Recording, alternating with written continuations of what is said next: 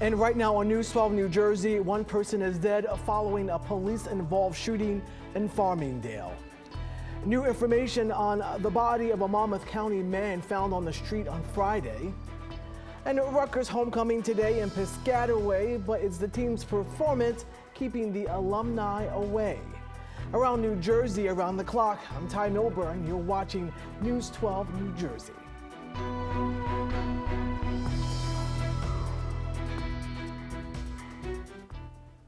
And taking a look at Newark right now, a crystal clear sky, things looking pretty good. We begin tonight with a look at our forecast and the possibility of some rain on Sunday.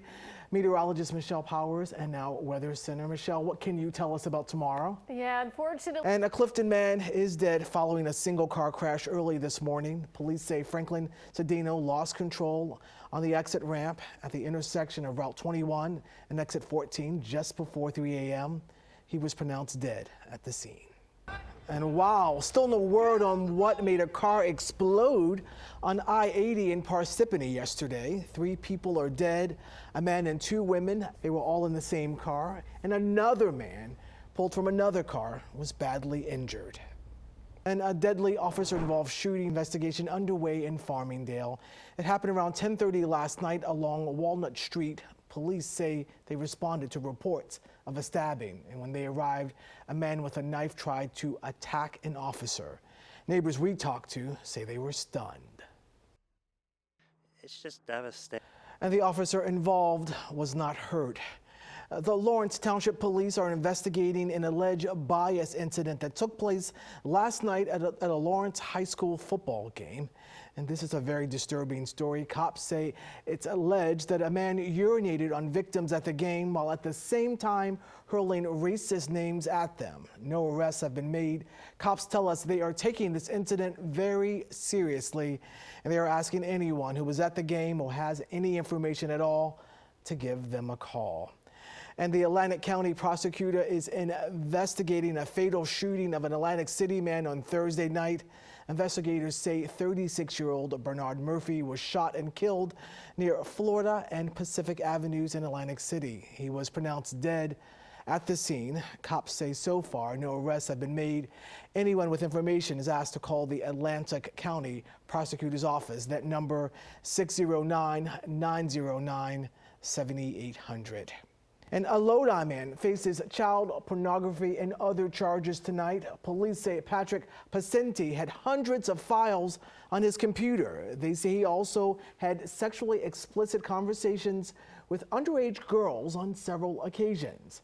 Any parent who thinks their child communicated with the online screen name Stay Wavy Swayze should call police.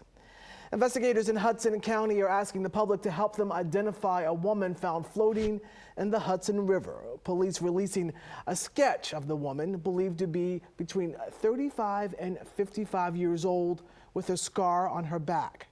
Now, at the time, she was wearing these black Puma sneakers, some black tights, and a light green shirt. She was also wearing several pieces of unique jewelry. Her body found earlier this month near the Lackawanna terminal.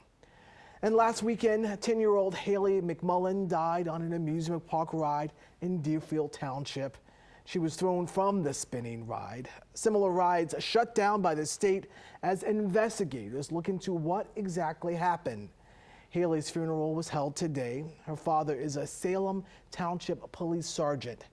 The Officers Association is collecting money for the family. And Minnesota handing Rutgers its 6th loss of the season at the university's homecoming game in Piscataway this evening.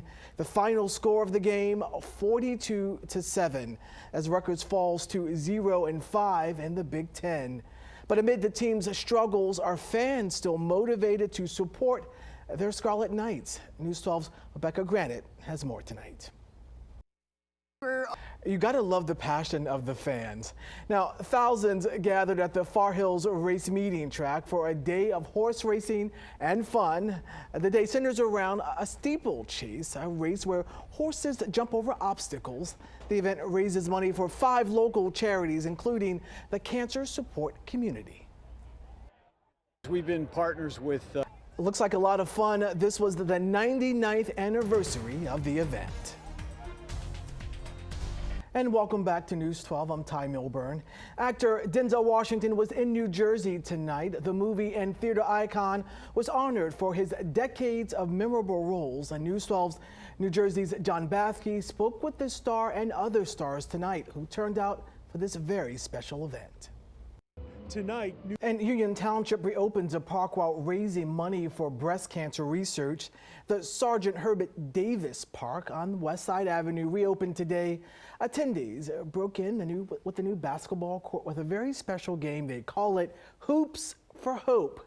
They raise money for cancer research by selling very cool t-shirts. we're selling the What a great event. Part of the park's playground was also upgraded. And the Plainfield Symphony swoons classical music lovers. This was the scene earlier today on West Front Street. A flutist, an oboist, and a clarinetist performed at the historic Drake House Museum. We have the symphony playing here. They're celebrating their... And the performance was part of Union County's 4 Centuries in a Weekend. And moving on to the NHL, the New Jersey Devils taking on Vancouver in a Saturday matinee. News 12 New Jersey's Robert Dean is in Newark with a recap. The New Jersey And thank you, Robin. Today was great, but rain is on the way. Is that what I hear? Yeah, not looking as great tomorrow. Temperatures not too different. They're going to be very similar, but showers. Thank you, Michelle. And pay attention to this story. A new study by Consumers Report shows you're probably paying too much money for car insurance. But the big question is, how can we drive those rates down? News 12's Walt Kane with some advice in this week's Consumer Alert.